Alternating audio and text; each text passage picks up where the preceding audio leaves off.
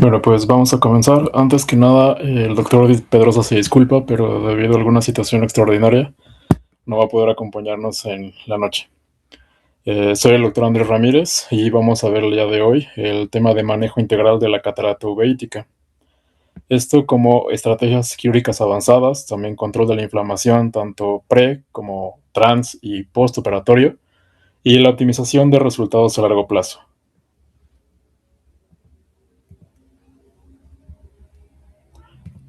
Como una breve introducción, nada más para hacer relevante el impacto clínico que eso conlleva, podemos definir que la catarata va a ser la causa principal de deterioro visual, la cual va a ser tratable, y esta, pues obviamente en pacientes con uveitis, contribuyendo aproximadamente un 40% de la pérdida visual total de esta población. Algo muy importante es que esta representa el 1.2% de todas las cirugías de catarata a nivel global. Afortunadamente, este tipo de cirugías de catarata complejas son un porcentaje menor. Eh, para considerar rápido la fisiopatología de esto, podemos considerar que es multifactorial. Se considera una inflamación persistente, la cual va a alterar el metabolismo del cristalino, aparte del uso crónico de los corticosteroides, una terapia que en todo momento estamos usando en tratamiento para uveitis.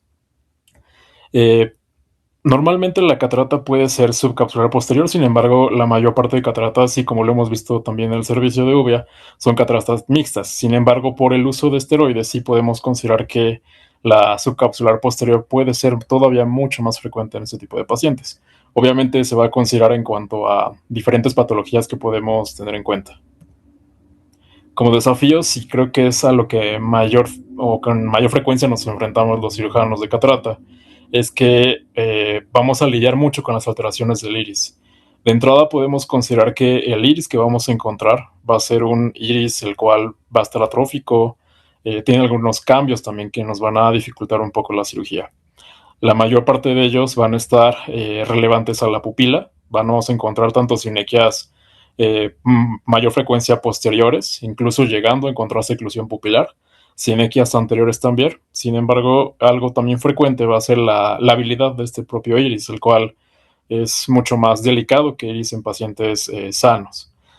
Esto puede llegar a ser propenso en tanto a sangrar y a prolapsarse durante la cirugía a través de las incisiones, ya sea considerándose en una FACO o en una cirugía manual.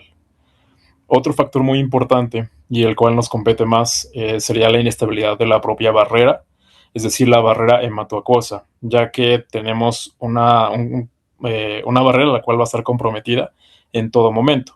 Obviamente tratándola previamente con antiinflamatorios, pero a pesar de todo esto, la barrera siempre va a estar comprometida.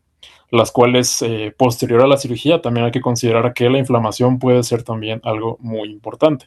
Entonces debemos de tener un tratamiento tanto pre como trans y postoperatorio. En cuanto a los riesgos también, evidentemente, aparte de los riesgos que conlleva una cirugía de catarata, no sé, considerando igual la ruptura de la cápsula posterior, esperemos que no, pero una probable endoftalmitis también, ahora le podemos agregar la dificultad que conlleva utilizar dispositivos para la dilatación pupilar, considerar también a futuro que ese ojo puede todavía persistir con inflamación. También podemos considerar incluso en algunos pacientes glaucoma secundario y que a futuro la visión puede no ser la mejor debido a muchas alteraciones encontradas en la retina. Una de ellas también, frecuentemente, el edema macular.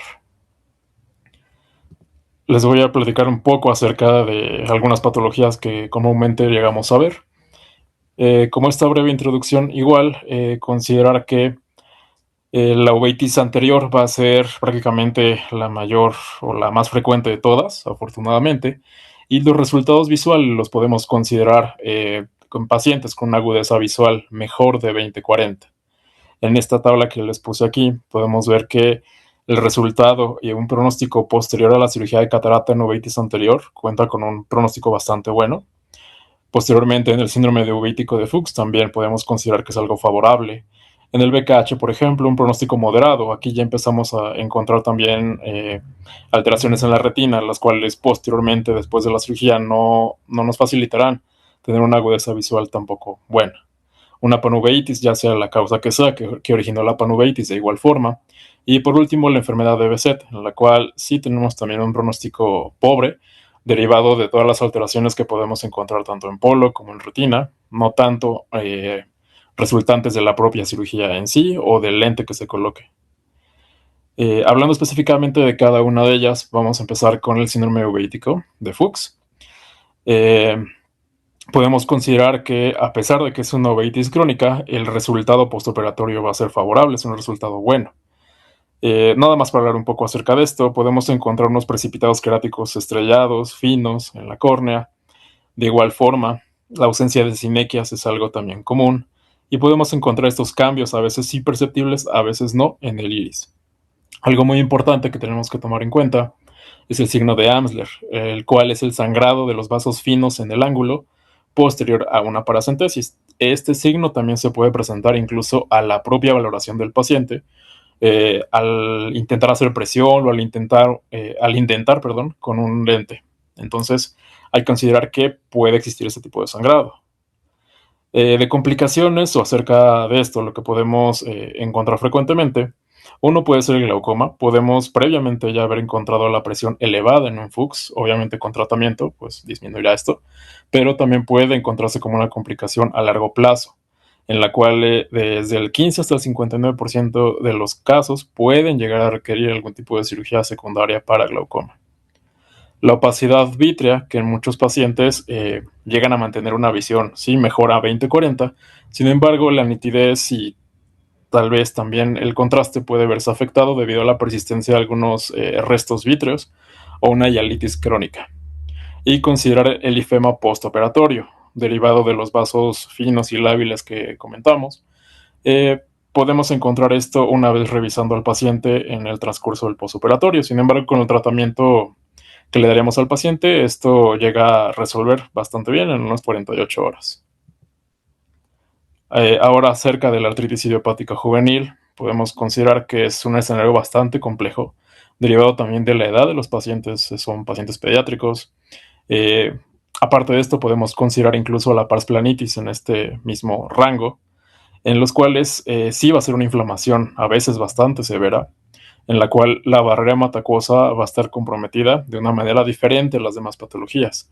Va a haber un colapso masivo posterior a la cirugía, lo cual tenemos que tener en cuenta tanto para llevar un tratamiento bueno preoperatorio, de encontrar que el paciente no tenga datos de inflamación, obviamente, considerando los 3 meses que tenemos de entrada para poder operarlo, y posterior a la cirugía también, para poder considerar incluso un tratamiento un poco más eh, considerable, en este caso incluso hasta Osurdex que podríamos tener en cuenta. Esto derivado también de la formación de membranas fibrinosas que pueden también complicar todo. La fimosis capsular, algo que también llega a ser frecuente, derivado de la contracción extrema de la cápsula, y esta puede desplazar tanto el lente como incluso poder tener una ruptura de toda la zónula. Esto teniendo en cuenta también que sucede mucho más frecuente en capsulorhexis que son menores a 5 milímetros, entonces únicamente tener en cuenta que prácticamente para todas las cirugías de uveitis, una catarata uveítica, tenemos que requerir una rexis de muy buen tamaño. Y como les comentaba, pues la quiescencia en cuanto a tratamiento, requerimos que no haya datos inflamatorios, al menos en los últimos 3 meses, para poder considerar una cirugía segura. Algo frecuente también es el riesgo de hipotonía en la artritis idiopática juvenil. Hay que considerar esto, lo cual sí va a ser algo también llevadero tanto a futuro para un pronóstico malo, el cual puede evolucionar incluso hasta una tisis bulbi. La fisiopatología podemos encontrar que es una formación de membranas ciclíticas, las cuales se forman sobre el cuerpo ciliar, por su nombre lo dice, y esto va a tener la formación de humor acuoso. Es importante también tener una buena evaluación preoperatoria, considerar incluso el uso de una ultrabiomicroscopía que nos ayudará para encontrar si hay alguna alteración que nos pueda tanto complicar la cirugía para poder planearla de una manera adecuada. Y obviamente ya tenemos el manejo quirúrgico, en el cual a veces llega a ser necesario una vitrectomía anterior extensa o incluso una vitrectomía también posterior. Esta con un pelamiento de las membranas para poder conservar la piel a futuro.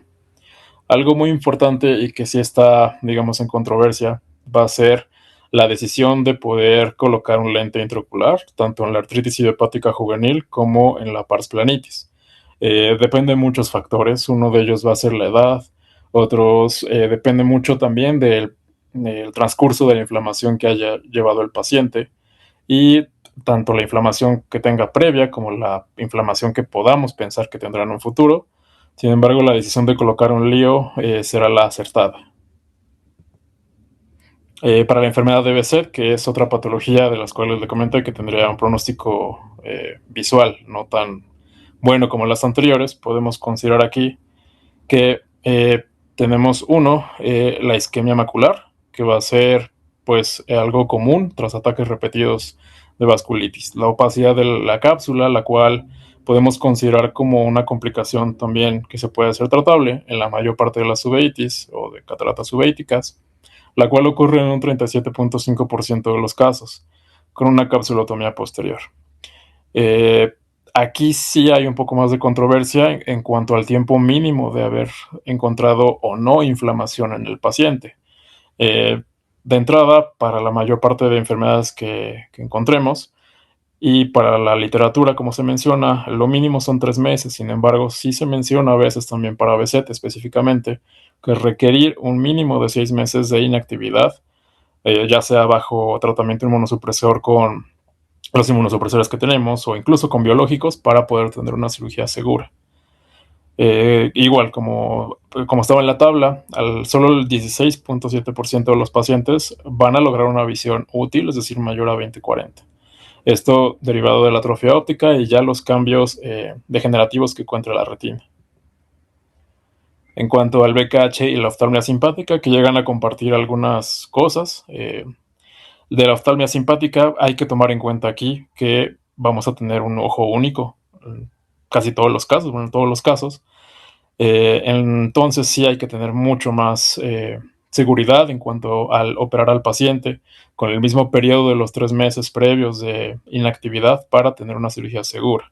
Y aquí tomando en cuenta también que el propio trauma quirúrgico, es decir, la inflamación, puede ser también más severa de lo común. Entonces, hay que tener un buen seguimiento de estos pacientes. Prácticamente se considera como un seguimiento semanal una vez operado el paciente para, uno, valorar que la presión no eleve y otro, notar los cambios que se pueden llegar a encontrar en cuanto a la inflamación. En el síndrome de BKH, el Boca-Yanagi-Arada, aquí los resultados sí pueden ser mucho mejores. El 68% llega a tener una buena visión, es decir, arriba de 20/40. Aquí la importancia es considerar los cambios que podemos encontrar ya una vez operado al paciente, y es decir, son los cambios en la retina, tanto la gliosis como la atrofia del epitelio pigmentario, y también tomando en cuenta que eh, el edema macular puede ser todavía menos frecuente en esto. Para las uveitis de etiología infecciosa, algo muy importante, si requerimos algún tipo de profilaxis para cada una, específicamente si ya tenemos pues este antecedente. Empezando con herpes simple o zóster, o en general cualquier tratamiento con herpes que haya llevado el paciente, sí existe un riesgo de reactivación tanto de una queratopatía dendrítica o una necrosis retiniana postoperatoria una vez operado de FACO o de cualquier cirugía en general. Entonces se recomienda el uso de aciclovir, 400 miligramos 2 a 3 veces al día, o valaciclovir de 500 miligramos al día por 3 semanas como un tratamiento profiláctico. No es el tratamiento que normalmente usaríamos si es que encontramos algo activo. Obviamente llevado de la mano con esteroide, ya sea tópico o vía oral. La toxoplasmosis, también existe evidencia de que las cicatrices retinianas se pueden reactivar una vez operado al paciente. Esto con un 36% de incidencia. Por lo tanto, también se sugiere la profilaxis, ya sea con Bactrim o con clindamicina previo a la cirugía. Depende mucho de la literatura, pero la mayor parte de ellos lo sugiere con al menos de 1 semana a 3 días previos de la cirugía. Nada más para hablar acerca ligeramente de la catarata facoantigénica, digamos que es una excepción a la regla considerarlo dentro de los 3 meses, ya que pues el propio tratamiento con FACO sería el tratamiento que nos resolvería también esta parte inflamatoria. Ahora sí vamos a la parte importante de esto. En cuanto a las indicaciones quirúrgicas críticas, tenemos que tener en cuenta muchos factores importantes para poder considerar un paciente hacia la cirugía. La decisión debe ser equilibrada, debe llevarse en cuenta con un seguimiento estrecho, ya sea en el servicio en el que esté llevando al paciente. Esto para evitar que a futuro tenga ya sea una reactivación o una respuesta inflamatoria grave. En cuanto a la rehabilitación visual, podemos considerar que prácticamente ya cuando el paciente menciona que baja la visión, que no está de acuerdo con lo que está viendo, o incluso considerando que es una catarata bastante densa, pues la indicación va a estar ahí sí o sí para poder operarse. Sin embargo, pues hay que tomar en cuenta también los datos inflamatorios del mismo paciente.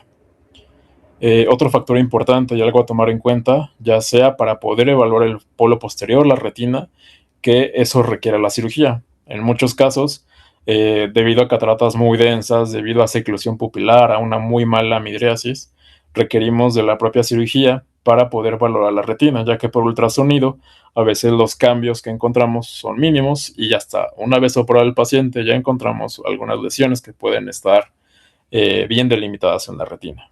También algo muy importante, por ejemplo, en los pacientes con vasculitis, muchas veces o clínicamente hay veces que sí podemos notar algún tipo de envainamiento vascular o algo que nos haga pensar en que exista vasculitis activa. Sin embargo, no es hasta que se solicita una fluorangiografía o algún estudio de imagen en donde verdaderamente podemos encontrar esta parte activa. Entonces, de igual forma, una indicación podrá ser que se requiera de operar al paciente para valorar la retina. Otro, pues, la catarata inducida por esteroides, algo muy común.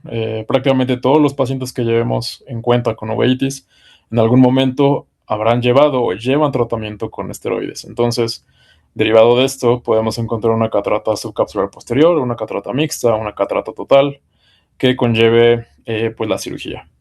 Y una intervención combinada, ya sea que el paciente requiera, aparte de la FACO o alguna vitrectomía, ya sea por una tracción o un hemovitro o alguna alteración en la retina que requiera su tratamiento. O incluso también para pacientes que requieran láser, pues obviamente también sería indicado realizar la cirugía para posteriormente poder realizar la fotocoagulación. Como les comenté, la regla de oro de los 3 meses podemos considerarla como una quiesencia mandatoria, en la cual no podemos intervenir a ningún ojo en el cual no hayamos notado que no cuenta con datos inflamatorios, algo al menos en cámara anterior con células de más de 0.5 cruces en los últimos 90 días. Esto al menos en cámara anterior. Si encontramos datos de algún tipo de una uveitis posterior activa, de igual forma está contraindicado hasta no contar con 3 meses de no encontrar datos de actividad. Hay muchas patologías en las cuales, a pesar de que se dio tratamiento, podemos considerar que no hay actividad y aún así notar la presencia de células o pigmento, ya sea tanto en cámara anterior, digo, evidentemente será algo mínimo, en vitro anterior también, o incluso ya como tal en vitrio. Entonces también podemos considerar si una cirugía segura, si esto pues pasa a los 3 meses. La excepción aquí sería, como les mencioné, BESET, en el cual ahí sí podríamos considerar los 6 meses.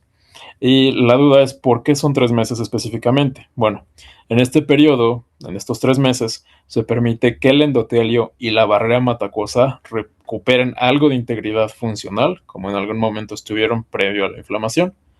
Y considerando esto, si se llega a operar un ojo activo, es decir, un ojo caliente, por así decirlo, podemos garantizar prácticamente una inflamación postoperatoria pues severa, dependemos también de en dónde se encuentre. Algo que podemos encontrar podría ser edema macular. Algo también frecuente son la formación de membranas, ya sea en la pupila, sea el cuerpo ciliar, y eso sí llega a complicar también bastante el resultado favorable para el paciente. Un aumento también incontrolable de la presión intraocular y ya en casos severos que la inflamación no se puede controlar, eh, llegar a la tisis bulbi. Incluso también pacientes que no se puede controlar la inflamación, eh, que se llega a descompensar la córnea. Para la evaluación del segmento posterior, al menos si es que la catarata no es tan densa y podemos observar clínicamente fondo de ojo, podemos pedir estudios para su propia valoración, Siempre es importante buscar edema macular, membranas epirretinianas, isquemia o alguna alteración en los vasos cercanos a la mácula. También algo muy frecuente es que prácticamente es un predictor postoperatorio para edema macular si es que el paciente ya en algún momento previo a la cirugía ya tuvo edema macular. Entonces hay que estar al pendiente de esta parte. De igual forma, el nervio óptico, muchos pacientes ya cuentan con una excavación amplia, con alguna alteración glaucomatosa previa a la cirugía, entonces tener en cuenta también el tratamiento que requeríamos para bajar la pío posterior. Y los vasos, igual como comentamos, buscar envainamiento vascular o datos que nos hagan pensar en vasculitis activa, para así poder solicitar en algún estudio de imagen que nos pueda orientar y en ese caso decidir cuándo sería el mejor momento para poder operar. En casos en donde el fondo de ojo no es valorable debido ya sea a una molamiosis, una seclusión o una catarata total, lo importante sería solicitar un ultrasonido, ya sea tanto modo A como modo B, una para cálculo de lente y otra para evaluar tanto si existe un desprendimiento de retina, si es seroso, si también pudiera ser que tuviera un desprendimiento de retina reumatógeno traccional, engrosamiento coroideo, alguna alteración, si es notable la excavación, si encontramos celularidad o alguna membrana in vitro, sería muy importante solicitar este estudio. De igual forma también una ultrabiomicroscopía, si es que la propia pupila no deja valorar hacia atrás, y en casos donde ya encontremos alguna membrana pupilar inflamatoria para poder considerar a futuro y planear una cirugía de mejor manera, una ultrabiomicroscopía. Algo importante, la predicción de hipotonía y asiatisis, vamos a encontrar diferentes signos de alarma, en los cuales podemos encontrar una PIO menor a 6 mililitros de mercurio, eh, persistente, la cual una vez encontramos tanto ya sea previa a la cirugía o después de la cirugía, la seclusión pupilar con hipotensión, facodonesis. Podemos solicitar también OCT de segmento anterior, ultrabiomicroscopía para poder evaluar si existe un desprendimiento del cuerpo ciliar, una efusión supraciliar, efusión coroidea. Y pues la implicación de todo esto es que un ojo hipotónico suele requerir una cirugía combinada, entonces sería importante también tener una buena evaluación preoperatoria para llevarlo hacia la cirugía segura y así en el caso de que encontremos alguna alteración en el cuerpo ciliar o alguna membrana poder quitarla. Como les comenté hace rato igual, esto es un poco más frecuente tanto en artritis idiopática juvenil como en parsplanitis. Entonces, la hipotonía postoperatoria sí es un factor limitante para la visión y un resultado favorable a futuro. Como herramientas diagnósticas, igual como ya comentamos, pues la ultrabiomicroscopía. Hay casos en donde encontramos algunas inequias que durante la cirugía pueden romper fácilmente con cánula, con alguna espátula. Entonces, no será tanto necesaria esta evaluación. Sin embargo, ya sea en seclusión pupilar, donde notemos alguna membrana pupilar, sería importante solicitarla también para evaluar qué se va a realizar durante la cirugía. Hay veces en las que esta seclusión o estas inequias están muy adheridas a la cápsula anterior y hay veces en las que es únicamente la membrana pupilar, entonces únicamente rompiéndola o pelándola podemos tener un libramiento bueno para el iris y posteriormente ya utilizar algún dispositivo para poder dilatar el iris manualmente. Entonces es importante también, como mencionamos, para las membranas ciclíticas, para considerar el soporte sonular. Muchos pacientes también de edad mayor, con cataratas ya también complejas, muy duras, pueden tener el soporte sonular comprometido. Y para valorar también el espacio retroiridiano, para considerar si es que existe ya un contacto del iris con el cristalino, es decir, la seclusión pupilar. Eh, Evaluar con OCT macular, como comentamos también, para evaluar el grosor macular en caso de que se pueda solicitar el estudio. La fluorangiografía, en la cual podemos encontrar datos de fuga, datos que nos alerten acerca de una vasculitis o de algún proceso inflamatorio activo. La autofluorescencia de igual forma, de la mano con la fluorangiografía, nos ayuda bastante en procesos infecciosos para valorar si es que están activos también al momento.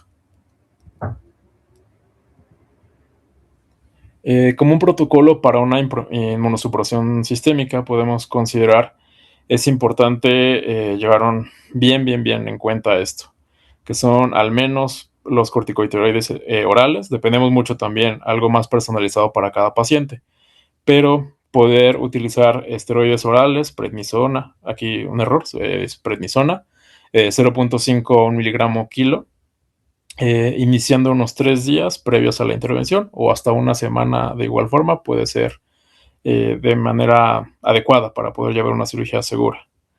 El mantenimiento, de igual forma, considerar el uso del mismo esteroide, también tiempo después de la propia cirugía y hacer una dosis reducción una vez que notemos que va evolucionando de manera favorable el paciente, que la córnea está aclarando, que la inflamación está estable. Podemos iniciar de una manera segura la dosis reducción, pero siempre va a ser personalizado con cada paciente. El uso de tratamiento biológico, es importante no suspender el tratamiento biológico previo a la cirugía. Depende también qué tipo de tratamiento esté usando el paciente, sea adalimumab, infliximab, lo que esté usando. Y esto considerar ya que no suspenderlo, ya que el rebote inflamatorio va a ser mucho más peligroso que un riesgo teórico de infección. Entonces, no suspenderlo sería importante. Una comparativa muy rápida y qué es lo que podemos llegar a usar. Por vía oral tenemos un error aquí también, dice prednisola, pero es prednisona, 0.5 a 1 miligramo kilo, 3 días previos a la cirugía, una semana previa a la cirugía y seguirlo una vez también operado el paciente.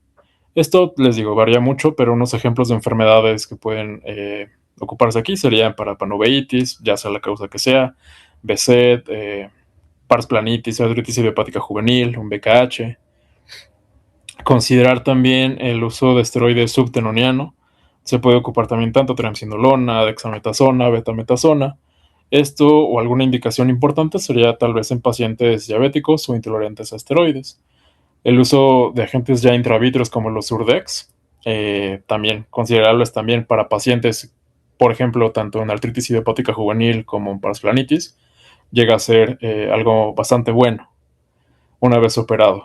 Eh, Intracameral, incluso dexametasona, triamcinolona, puede ser también de una manera buena utilizarlo. O incluso también algo muy frecuente que utilizamos es el esteroide paraocular. Lo colocamos en la región orbitaria. También el efecto que tiene, dependemos de qué estemos colocando. Normalmente tenemos la betametasona.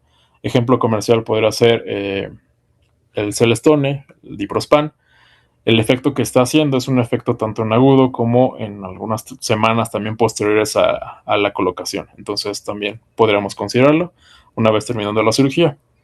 Ya como una recomendación propia, colocar un esteroide paraocular en la mayor parte de pacientes que se llegan a operar, si es que no existe alguna contraindicación, sería lo adecuado. Al menos que exista algo muy complejo o algo muy específico, como por ejemplo utilizar los Urdex, bueno, ahí sería un caso aparte. Pero sí utilizar un esteroide paraocular sería algo bueno. De igual forma, para recalcar, pues la profilaxis infecciosa, como comentamos, ya sea para herpes, para toxo, también, bueno, son cosas comunes que ya vamos a ver, pero incluso Bartonella, algunos otros tipos de infecciones, sífilis también, el tratamiento profiláctico se puede utilizar. Específicamente puse esto porque son las cosas más comunes que podemos ocupar. Entonces, el uso de aciclovir, valaciclovir, como comentamos, o el uso de Bactrim, ya sea 3 días previos a la cirugía, puede ser de manera adecuada. Y seguir el mismo tratamiento también posterior a la misma. Dependemos mucho de la evaluación postoperatoria del paciente. Acerca de la técnica quirúrgica, pues depende mucho de qué requiramos hacer, ya sea FACO o sea una cirugía manual, M6. Sí es ideal utilizar algún tipo de bloqueo regional.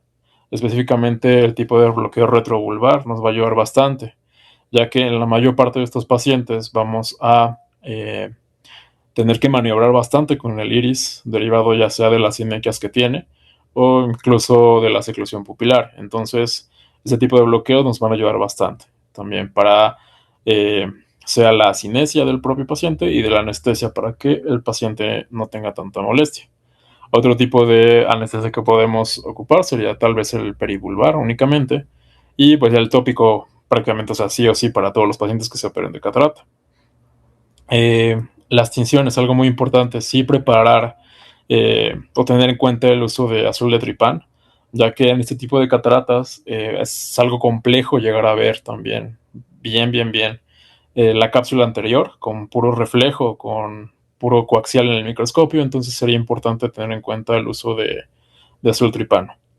Es muy frecuente también que en este tipo de cirugías tengamos que librar primero las sinequias y intentar dilatar la pupila, pero la mayor parte de estos pacientes no dilatará, entonces sí requeriremos de uso de algún tipo de dilatador mecánico, ya sea ganchos, anillos. Entonces el uso de azul tripán podríamos considerarlo o para colocar debajo del iris, debajo de la pupila, previo a poder poner viscoelástico para que se pueda teñir la cápsula y posteriormente ya poner viscoelástico, poner los anillos, los ganchos de iris y continuar con la cirugía. Porque si no hacemos esto antes, la otra opción que también es viable sería colocar viscoelástico, colocar los dispositivos que usaremos, limpiar o lavar el viscoelástico para poder colocar el azul y que pueda lograr pintar la cápsula anterior. Entonces sí es un paso complejo aquí decidir en qué tiempo poder usar la tinción, pero prácticamente sí o sí poder usarla. Hay ojos que afortunadamente tengan únicamente una cápsula, una opacidad de la posterior o una catarata subcapsular posterior, en los cuales, si la midrasis es buena, pues se puede hacer sin azul, pero también el uso es bastante recomendable. La incisión, teniendo en cuenta aquí, derivado del iris, el cual va a ser más lábil, un poco más complejo de maniobrar y probablemente atrófico, podríamos considerar realizar un túnel un poco más largo del iris para evitar que se llegue a prolapsar por la incisión. Sin embargo, no es algo que tengamos que hacer forzosamente. Y el uso de viscoelásticos, tal vez considerar la técnica de soft shell. Dependemos mucho de la catarata que estemos trabajando. Si es una catarata densa, pues podríamos considerar de entrada utilizar una técnica manual en lugar de Phaco. Como les comenté, lo importante y el paso más importante va a ser el manejo del iris al principio de la cirugía. Como igual comenté, pues las cataratas subéticas básicamente van a contar con una serie de sinequias posteriores, entonces hay que tener en cuenta esto. La pupila pequeña de igual forma, tal vez no existan sinequias, sin embargo la dilatación sea mala. Entonces sí o sí tenemos que considerar el uso de agentes dilatadores. Inicialmente, pues realizar la cinequiólisis. La cinequiólisis únicamente se puede realizar tal vez con la propia cánula, incluso de la solución que estemos inyectando, o con la cánula del viscoelástico para romperlas. Podemos ayudarnos también de espátulas, las cuales van a ser planas y pueden ser mucho mejores para poder cortar las sinequias. Pero hay veces en las que sí requerimos tal vez de tijeras de microincisión o alguna pinza de microincisión para poder quitar las membranas pupilares que estén obstruyendo la pupila. Una vez quitándolas, podemos continuar con la cirugía. Posterior a la cinequiólisis, para poder dilatar al paciente, pues podemos utilizar incluso el stretching pupilar, pero la verdad es que aún así la midrasis va a ser mala. Entonces, para evitar eso, podemos ya tener en cuenta y tener listo un dispositivo para utilizar. Considerar también las esfinterotomías, tal vez dejarlo hasta el último, ya que, pues sí, el iris ya va a estar atrófico, va a estar dañado, y aún así causar todavía más daño realizando esfinterotomías no sería lo adecuado. De igual forma, pues aumentarían el sangrado y la inflamación postoperatoria. Igual quitar las membranas va a ser un paso muy importante previo, obviamente también llevándonos de la mano de algún estudio de imagen que nos haga eh, valorar si es que es posible retirarlas de una manera segura o requerir algo para poder quitarlas. Para dispositivos de dilatación pupilar tenemos a los anillos de Maljugin o el anillo de Canabrava. La midrasis que podremos encontrar podrá ser desde 6 hasta 7 milímetros. Es un dispositivo fácil de usar. Se coloca con un inyector, entonces es muy sencillo utilizarlo y quitarlo. La colocación de igual forma es sencillo y retirarlo. Los ganchos de iris tal vez un poco más complejo y un poco más tardado de usar. Sin embargo, dependemos de cuántos coloquemos, la midrasis que tendremos será una midrasis pues mucho mayor. Entonces tal vez sea más del agrado, dependemos mucho de cataratas complejas. De igual forma, de experiencia personal, sí soy más a la idea de utilizar ganchos de iris en cataratas subéticas, derivado de la complejidad de estas mismas. Entonces es sencillo utilizarlos, se pueden colocar ya sea con un cuchillete de 15 grados, haciendo las paracentesis, o incluso con una aguja de insulina, colocar ya sea entre 4 a 5 para tener una muy buena visualización de todo lo que estemos tratando.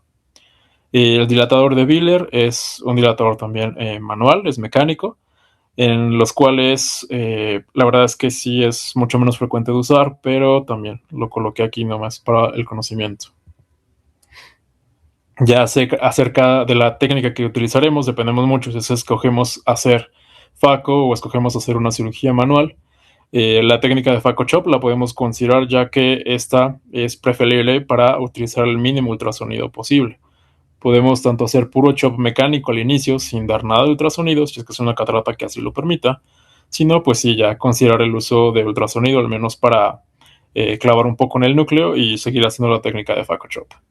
La verdad es que aquí coloqué el flax, o sea, sí el láser femtosegundo llega a ser útil, sin embargo, pues sí requerimos de una muy buena midrasis también, y podremos incluso considerar el uso de AINES para evitar la miosis. Sin embargo, prácticamente los pacientes que encontramos ya derivados para hacer cirugía tienen una miosis persistente, aún a pesar del uso de AINES. Entonces, se puede realizar, sí, sí está indicado y sí está descrito, pero el propio uso de la técnica manual para hacer una capsulorhexis va a ser mucho más sencillo que considerar esto.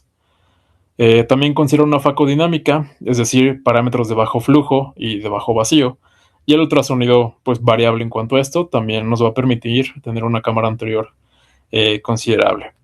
Algo que podemos tomar en cuenta es incluso colocar un mantenedor de la cámara anterior, sin embargo no es necesario, se puede realizar una faco de igual forma sin él. Lo que sí es, dependemos mucho de la técnica que estemos usando, recolocar viscoelástico cada cierto tiempo, o dependemos también mucho de cuánto ultrasonido estemos usando para recolocar viscoelástico. De igual forma, pues dependemos mucho de la técnica, idealmente se escoge el Faco Chop, pero se puede utilizar un Divide and Conquer, solo recolocar viscoelástico una vez terminados los surcos. Es muy importante de igual forma siempre en la manera de que sea posible quitar todo lo que esté en la bolsa, es decir, toda la corteza que quede como remanente, todo que quede por ahí, una limpieza buena, debido a que esto puede ser un inductor de inflamación posterior a la cirugía. Algo importante también va a ser una selección y qué lente intraocular se le colocará al paciente. Como material, sí o sí, consideraremos al acrílico hidrofóbico debido a su biocompatibilidad y menor rango para que exista una opacidad de la cápsula posterior. Algo muy importante también es considerar una rexis grande para poder colocar este lente. Arriba de 5 milímetros, 5.5 sería lo adecuado, 6 ya tal vez si sea una catarata más compleja, bastante dura. Y considerar este tipo de lentes. De igual forma, también existe la posibilidad de que llegue a hacer sinequias. En sí, el lente que debería de hacer menos sinequias a futuro sería el lente de acrílico hidrofóbico, sin embargo, tampoco está exento de que llegue a hacer sinequias posteriores a la cirugía. Entonces, también el uso de TP una vez operado el paciente puede llegar a estar indicado. Dependemos mucho de la evaluación postoperatoria. El diseño de lente, es decir, la forma del lente, podemos considerarlo una como monopieza en caso de que sea posible y no exista alguna complicación para poder colocar un lente de 3 piezas. Que sea un lente monopieza de bordes cuadrados, ya que utilizando bordes cuadrados, el riesgo de que exista una opacidad de la posterior va a ser un riesgo mínimo, ya que así los bordes, al tener contacto o un área más grande, va a prevenir la migración celular hacia la cápsula posterior. De tratamientos, la superficie podemos considerarlo como lentes con superficie tratada con heparina. Esto va a reducir también de igual forma el riesgo para una opacidad de la posterior. También algo muy importante es intentar dentro de lo posible colocar lente en la bolsa capsular. Digo, si es necesario colocar un lente de 3 piezas en surco, ya sea por complicación de la cirugía, el riesgo también de inflamación puede que aumente un poco más, ¿no? Pero dentro de lo posible sí colocar el lente en bolsa. Y pues de contraindicación, aquí sí podríamos considerar que están contraindicados los lentes premium, ya sea multifocales, Tal vez los tóricos también no sea la mejor forma. Esto derivado también del potencial visual a futuro de cada paciente. Tal vez si es una uveitis anterior, que únicamente fue anterior, eh, sucedió tal vez pocas veces, pero sí generó este tipo de catarata que se fue a cirugía. Digo, sea un caso muy, muy específico, muy, muy personalizado. Tal vez en esos casos podríamos considerar un lente premium, pero en la mayor parte de enfermedades no lo haremos derivado del potencial visual y a los cambios que cuenta ya el paciente en la retina para poder colocarlo. Acerca del escenario pediátrico, sí es algo un poco más complejo también. Como consideraciones en niños, bueno, ¿qué tipo de uveitis o inflamaciones podemos tener en cuenta? Sería la artritis idiopática juvenil, parasplanitis podría ser otra. Algo importante es la opacidad de la cápsula posterior. Prácticamente en el 100% de los casos vamos a encontrar con esto. Entonces es ideal considerar realizar una capsulotomía posterior durante la cirugía y hacer una vitrectomía anterior. La capsulotomía posterior se puede realizar de igual forma con la pinza utrata o incluso con el vitrector y así aprovechar también para hacer la vitrectomía anterior. Algo importante, y es lo que comentamos acerca de la artritis idiopática juvenil, es mantener al paciente en afaquia. Esto no es una indicación total, sin embargo, sí hay que considerarlo. En niños menores de 2 años o con una inflamación o antecedente de inflamación incontrolable o que a pesar de que bajó bastante puede también tener un potencial para reactivarse, podemos considerar dejar ese ojo áfaco y rehabilitar con lentes de contacto. También considerar las membranas ciclíticas, ya que estas pueden llegar a contraindicar el implante de lente por el riesgo de la hipotonía.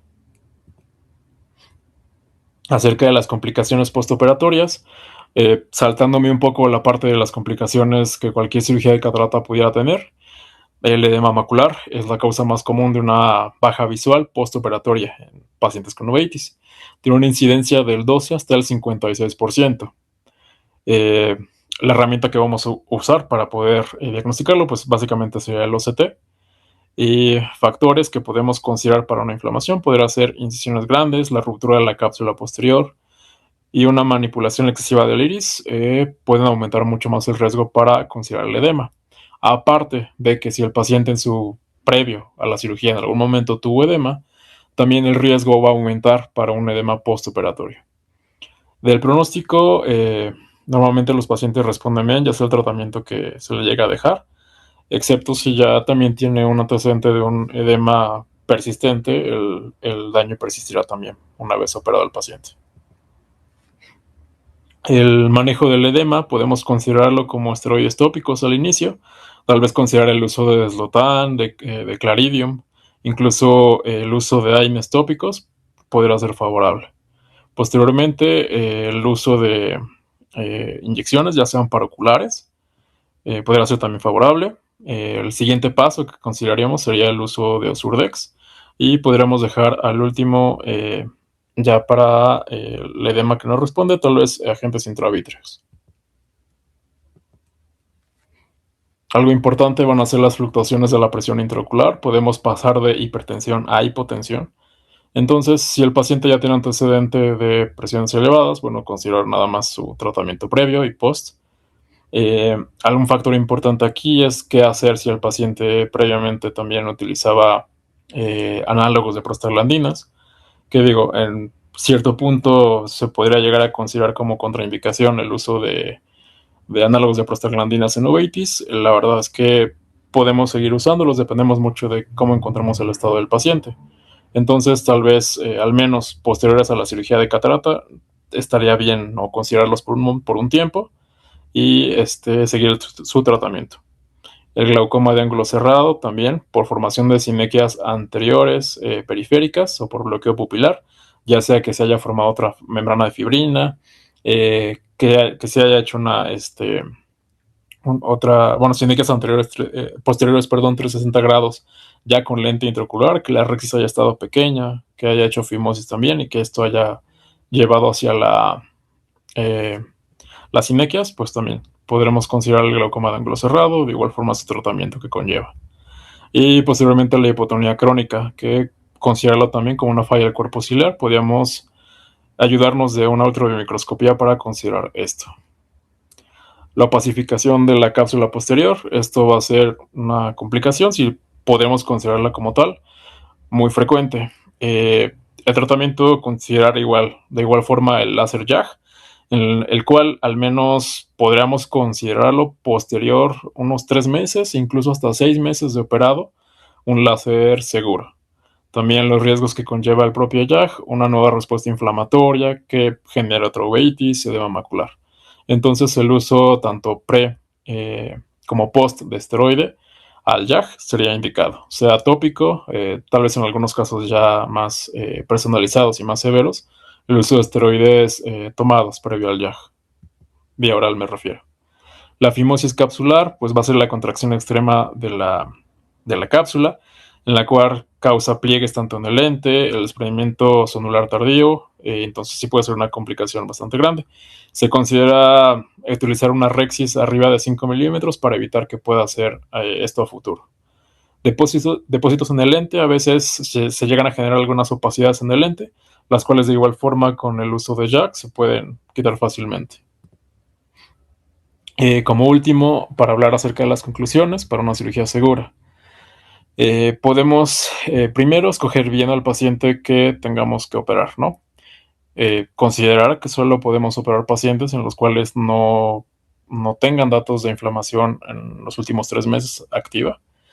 La inmunosupresión, pues considerar esto también. Muchos pacientes persisten con el uso de inmunosupresores, sean esteroides o no, entonces considerar también su uso, tanto previo a la cirugía como posterior a la cirugía. El uso también para prevenir edema macular también sería importante. La técnica, intentar disminuir el trauma hacia el iris, hacia el ojo como tal. Se debe escoger bien qué técnica de fractura del núcleo se va a usar. Tener listo, tener a la mano todos los dispositivos manuales para poder dilatar al iris. Y quitar todo lo que se pueda dentro de lo posible de material dentro de la bolsa. Y la vigilancia siempre va a ser importante tener un seguimiento postoperatorio estrecho para poder considerar las complicaciones de la misma cirugía o la evaluación del paciente. Idealmente, el seguimiento postoperatorio va a seguir igual, es decir, revisar al paciente el día postoperado, al siguiente día, a los 7 días, si es que la inflamación no requiere de que lo revisemos antes, a los 7 días, a las 2 semanas, de ahí al mes, y ahí dar una consulta frecuente si es que evolucionó de manera favorable, a los 3 meses, y considerar su seguimiento también posterior. Dependemos mucho también de algo más personalizado hacia cada paciente. Y eso sería todo. Si tienen alguna duda la pueden poner en el chat o directamente hablar por el micrófono.